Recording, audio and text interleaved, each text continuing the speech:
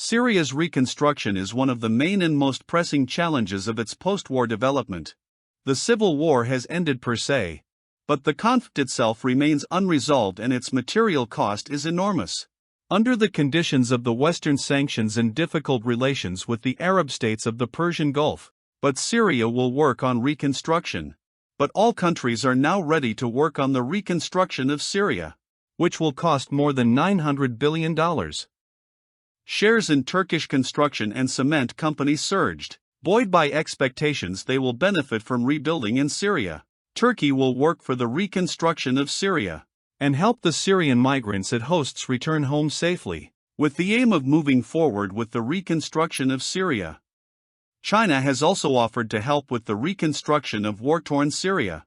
A number of initiatives will be implemented, which aims to build infrastructure along the ancient Silk Road and strengthening China's approach to global security. Syria produces 34,000 barrels of oil per day. Syria is ranked 70th globally. Syria produces annually the equivalent of 0.5% of its total proven reserves. When the new Syria resumes oil production, this would improve the faltering Syrian economy. It will support many industrial and agricultural sectors. There are a number of oil fields in Syria, concentrated in the east of the country, within the governorates of Deir ez-Zor, al-Hasaka, and Homs. Many oil companies will work in the field of exploration, such as Total or other companies in the field of exploration. In this case, Syria's oil production will not be less than 300,000 barrels per day until 2025 to 2030. The return of electricity production in Syria. The deterioration of public services has become a major source of hardship, especially with the worsening electricity crisis. Due to the importance of electricity to the country's economy and the daily lives of its people, domestic electricity supply has been significantly reduced due to the destruction of many power plants and infrastructure, in addition to the government's inability to secure the fuel necessary to operate it. The new Syria will restore electricity to all parts of Syria. As for the dependence on fossil fuels for energy in Syria, or through renewable energy.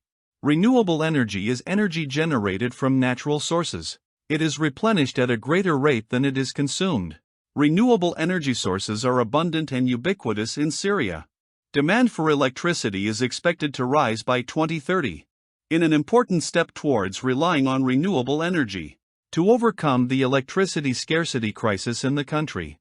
The first phase of operating the photovoltaic energy project in Adra Industrial City, which aims to generate 100 megawatts of electricity through solar panels when completed.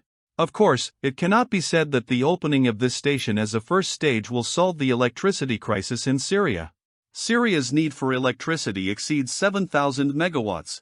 The current production of electrical energy ranges between 2,500 to 2,700 megawatts. That is, the deficit amounts to about 4,500 megawatts.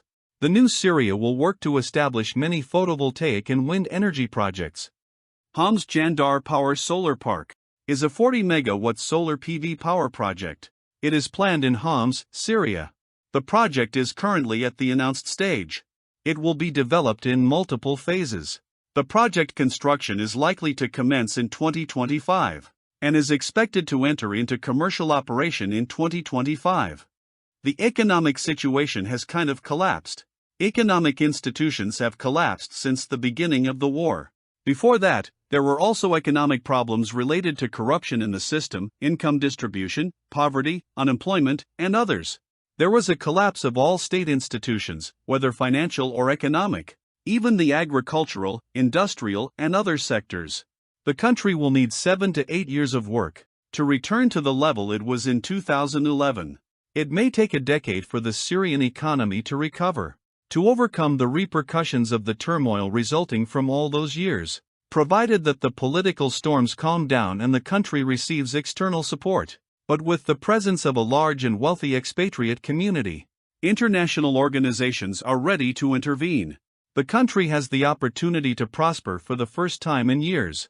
The matter will depend on the importance of the return of Syrian investments and mines from abroad, because it will have a major role in establishing Syria from within. In order to rebuild confidence with the international community and financial institutions, The internal role in citizens will have a very large role in reshaping modern Syria. But talk, competition, and the search for studies in affected sectors will accelerate in the coming days among international companies.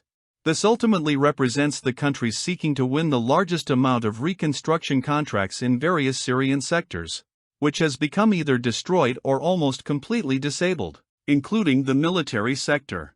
Expectations have also begun that the sanctions imposed by the Caesar Act may begin to be lifted, or reduce it gradually.